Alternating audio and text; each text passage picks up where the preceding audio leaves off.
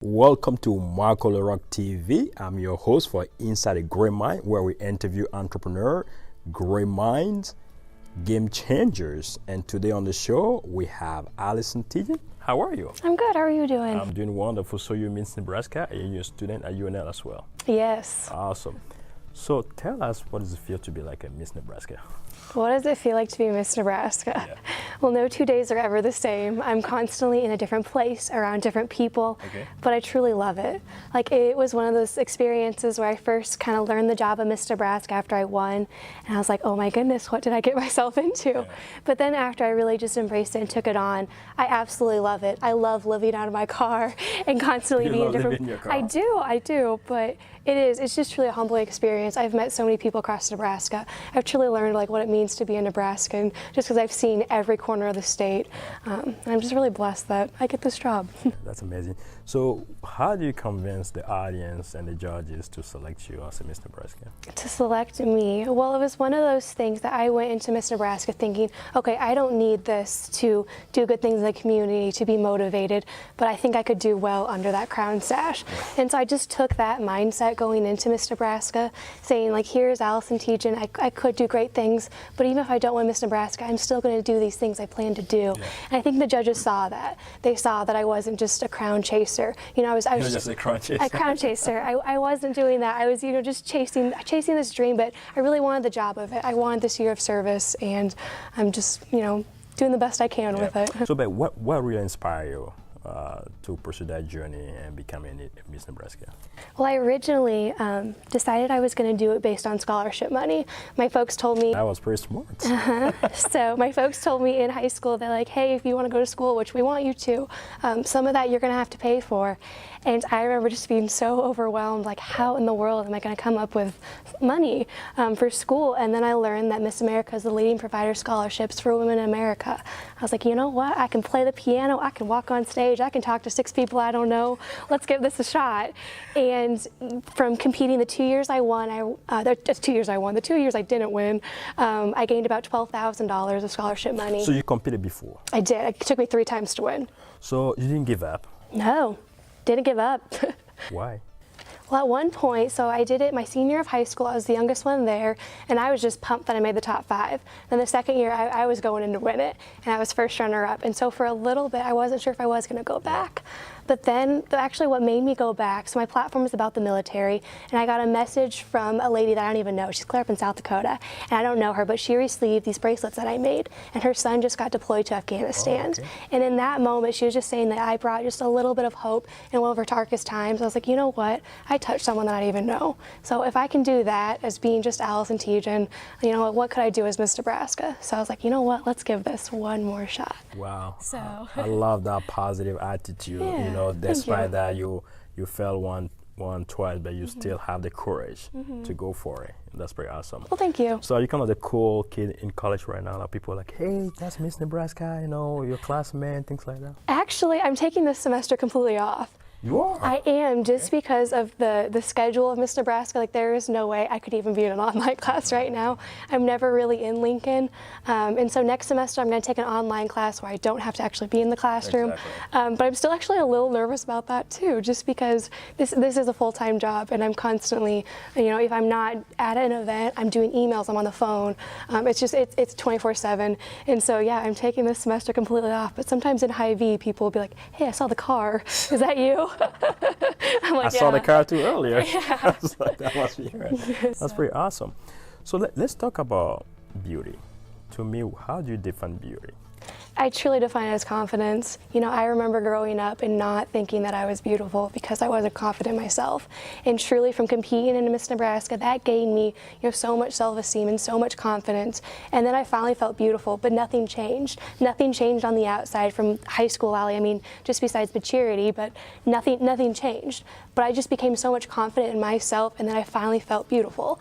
And so I truly think, you know, that's what it boils down to, is that confidence and that self-esteem and just being happy with who you are and just happy with, you know, the way the good Lord made you. So how do you help people find that happiness? Because we live in a society right now where people are not happy. Yeah. People don't have that self-esteem. But how do you empower people, especially like, you know, young women like yourself who are out there, high school student, college student? How do you empower them to be happy, to discover that self-esteem and confidence?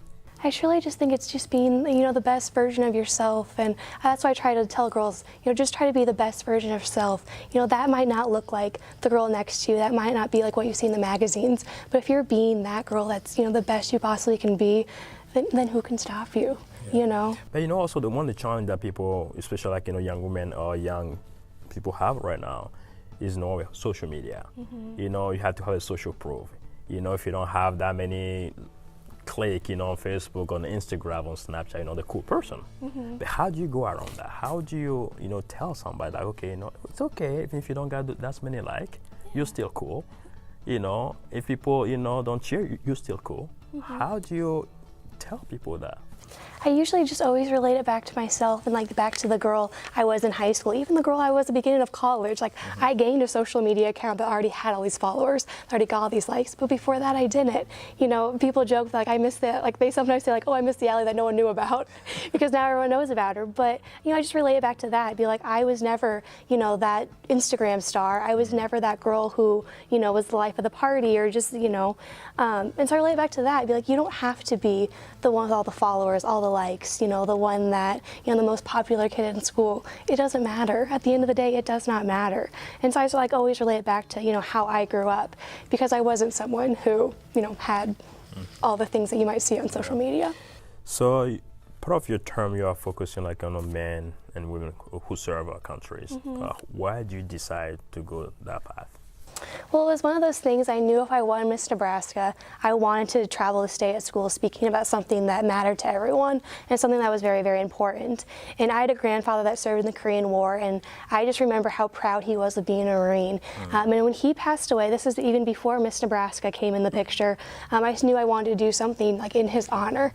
And so I started raising money for honor flights, and then during that I was guardian and volunteered on those honor flights, and then in that I started competing for Miss Nebraska. So I was like, okay, I already kind of have this platform going with honoring veterans and just thanking the men and women who serve our country. And so then I decided to do Miss Nebraska. I'm like, perfect. These could work in just hand in hand. Wow, that's pretty amazing. So your term ends in June. So what happened next? So I will go back to school full time. We're going to finish that up. And so, yep, I'm going to go back to school at the University of Nebraska, finish up my senior year next year, and I'll apply to Occupational Therapy School. So hopefully a little bit more school, but at least one more year. Yeah. So you're from a small town. Can you tell me the name of your town again? Chester. Chester. How many people live there? A little over 200. Our sign really says 231, but we think it's less than that. That's really small town. Yeah.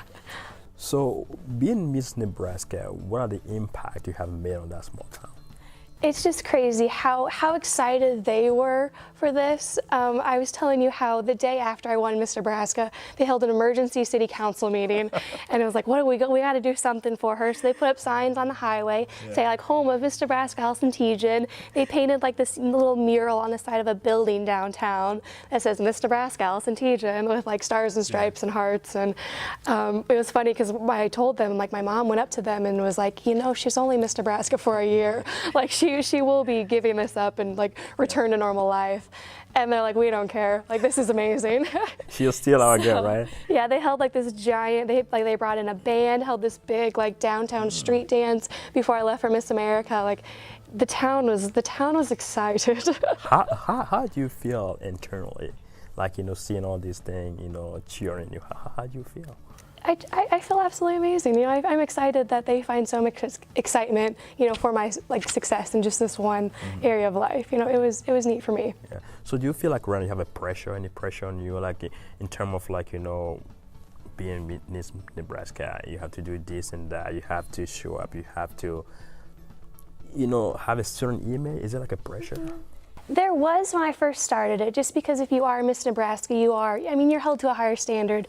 But after a couple weeks of being Miss Nebraska and I kind of got over that, I was ready to be held to that. I was ready to, take every day as a challenge, but do it to the best of my ability. And I was just ready to put my heart and soul into it. So I felt that pressure at the beginning, but now, like, it's just my job, and I love it. I absolutely love it. Yeah, that's amazing. So I don't feel the pressure anymore, but I did at the beginning. Yeah. So who inspires you? Who inspires me? Yeah. My mother, first off. I feel like that's a typical answer, but she is that woman who just always pushed me to just be a little bit better, and just like always, made me the person I am today. So she was the first one who really, like, we both were like, all right, if we're gonna do Miss Nebraska, like I say we, because it was a team effort for me to win. Yeah. But she. I love that when you say we. Yeah. Because I believe that everything that we do is not just our effort. Oh, yeah. We have a group of young people who support us, who help us. So that's. Yeah, I call it the dream team that helped me win Miss Nebraska. Like, there's every single area competition, like I found an expert that could get me to where I need to go. So the dream team. So your mother is your biggest inspiration? Yeah, absolutely. Yeah. So if you had to have lunch with anyone, dead or alive, celebrity, whoever, who would that be for you, Allison? I would honestly say it would be my late grandfather. I would just love to, now that I travel the state speaking about veterans and speaking, why we honor the men and women who serve our country. Like, I would love, and I tell his story every single time. So I'd love to sit down and have lunch with him and just be like, so what do you think about this? Like, are you okay that, I'm sure he's okay with it. He was just like such a fabulous man, but I would just love to hear his take on it. Yeah. I'd love to hear his take on like what I'm doing, and if he has to like add, what he wants to add to that. That's pretty awesome. Yeah. If you have the power to make one change in the world, what would that be? One change in the world? Yeah, to change one thing in the world, for instance, what would that be? That more people are accepting that, even if you have a different background or religion or political party, that you still look at the other side and you see their side and you accept that other side. Because I feel like so many times these days, and I feel like this is a big issue of we're, whatever group we associate with, we just don't even, learn to accept that other side. And I feel like it's just causing such a separation in not our own country, but our world. And that would be a big change I'd love to see. Wow. What would be your last advice, tips to my viewers? Tips to the viewers. Yeah. Don't give up. Don't ever give up, because I about gave up on the Miss Nebraska dream, and so thankful this day I didn't give up. Allison, thank you so much for being on the show. Thank you.